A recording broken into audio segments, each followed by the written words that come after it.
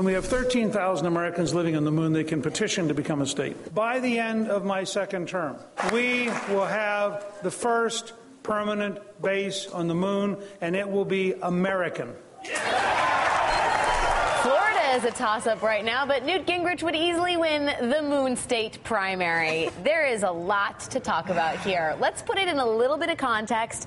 The 13,000 Americans living on the moon is apparently part of a northern ordinance that Newt Gingrich proposed earlier in his career. This is also someone who has a phobia of electromagnetic pulse attacks and who has talked about space mirrors lighting the highways as well as lunar mining. How, Ari, does Newt Gingrich keep getting away with this stuff? Well, first of all, why do we stop at just the moon? I mean, I want to be serious for a second and say, why not the sun?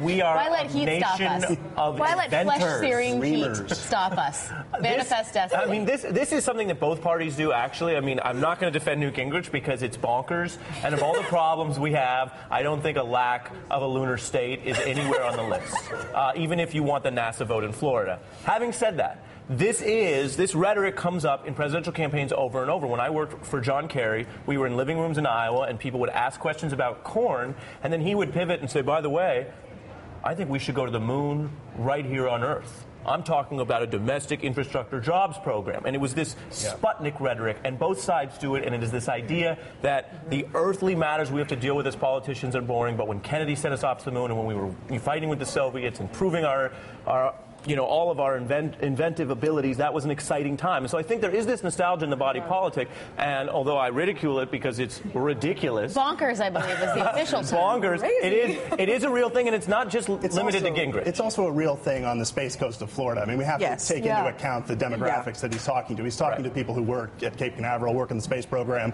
who are worried about the lack of jobs in that industry now that we're not going to the moon anymore. What he says is nuts and crazy and all that stuff. Yeah, but he's got to appeal to that vote. Who's offended? Nobody's offended, but it plays to the notion that he's Mars. not. Yeah, Mars. Well, the people who are offended are the people that know we can't pay for that, and that it's all just empty talk. You know, conservatives like to talk about the deficit, but we're going to launch a new program to the moon. That's goofy. Well, but this is a political pivot because Obama's shuttered the space program, and a lot of Republicans are upset about that for exactly the reasons Ari was discussing, that nostalgia for that exploration time. So this is a direct response, I think, to Obama. Although it is worth mentioning in the New Yorker story that Ryan Lanza has out this week that as President Obama had said, I will establish a robust and balanced civilian space program that not only will inspire the world with both human and robotic space exploration, but will also, again, lead in confronting the challenges we face here on Earth. When you say confronting the challenges we face here on Earth, I just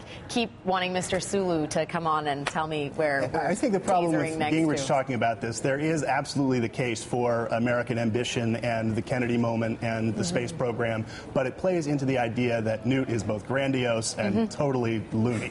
And this is not a safe area for him to be in when he's sort of fading in the polls in Florida. Well, I mean, it's safe in a small area, but it plays into a bad narrative for him. And it also, as Ari said, it also shows that Newt will say anything. Yeah. Anything. And in that vein, we wanted to play a little bit of sound from his Univision appearance where he talks about the Clinton impeachment and whether or not his behavior at that time was hypocritical given the fact that he was having an affair. Let's listen to that.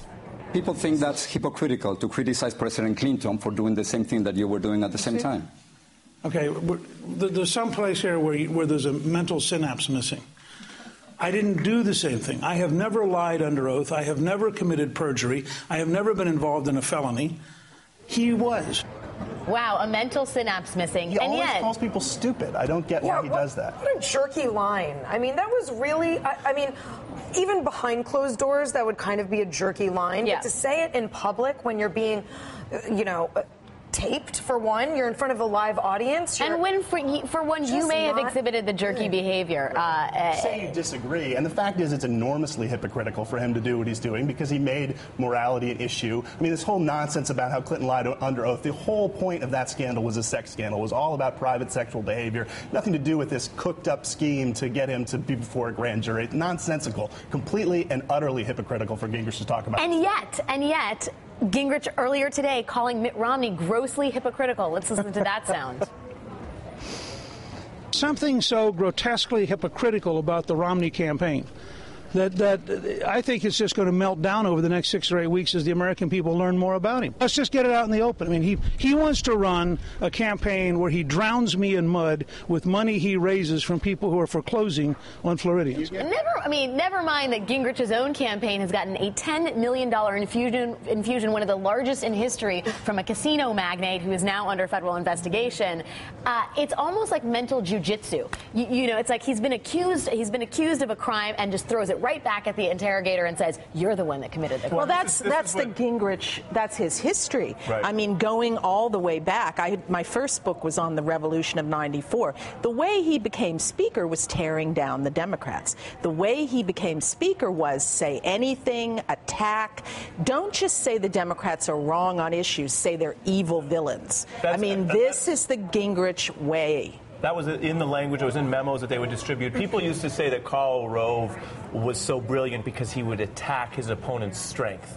But that's only one level of it. The farthest level is to actually project your weakness onto your opponents. And you say, I brought it up. You're the hypocrite. You're the philanderer. You are the one living on Mars instead of the moon, or whatever it is. We'll talk more.